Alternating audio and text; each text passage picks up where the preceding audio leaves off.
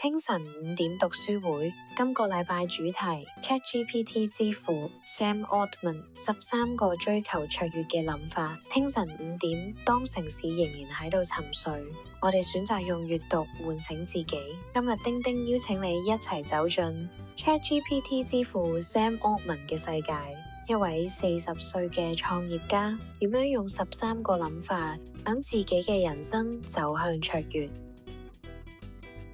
Sam Altman 嘅故事。Sam Altman 出生於美國一個猶太家庭。8歲嗰年，佢喺比賽中贏得咗人生第一台蘋果電腦，從此迷上咗程式與科技。佢曾就讀於史丹佛大學電腦科學系，但喺2005年輟學創業，創辦咗基於地理定位嘅社交平台 Loblaws， 成為佢早期事業成功嘅起點。佢嘅人生哲學後來濃縮成13個追求卓越嘅諗法，呢啲原則啟發咗無數創業者與領袖。13個追求卓越嘅諗法：一、複合發展，不斷學習新技能，優化時間同資源，投資喺能倍增成果嘅事情上；二、充分自信，相信自己嘅判斷力，從挑戰中培養信心；三、獨立思考，唔好隨波逐流，寫下自己嘅想法，定期檢視反思；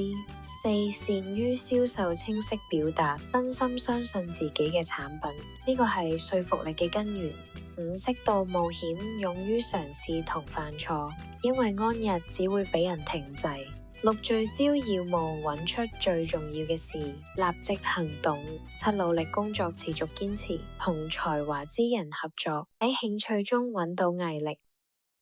八、要大膽做困難嘅事，因為艱難先至會帶嚟突破；九、要任性，堅持自己嘅夢想，即使冇人理解；十、難以與之競爭，不要模仿他人，建立獨特優勢；11、建立人才網絡，慷慨合作，主動幫助，因為人脈就係力量；12、通過擁有東西致富，專注於長期增值嘅資產與價值創造；13、內部驅動，唔好為取悅他人而努力，而係為讓自己驕傲而奮鬥。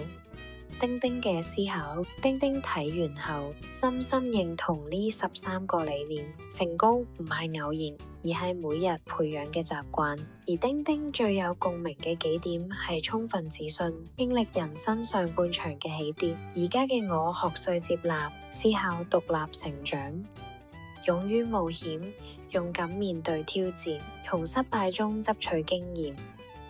努力工作，每日5點起身，規劃新嘅一日，同有才華嘅人同行。要任性今年，我任性咁同 Michael 合作，建立 YouTube 頻道丁丁老友。雖然家人反對，但我相信夢想值得堅持。難以與之競爭，我哋要做一個與眾不同嘅頻道，以每日精研 JJ 物語。5點讀書會，丁丁同 JJ 小插曲，將真實人生故事化成啟發同力量。丁丁相信追求卓越唔係天分，而係選擇。每個人都可以從今日開始實踐自己版本嘅13條黃金法則。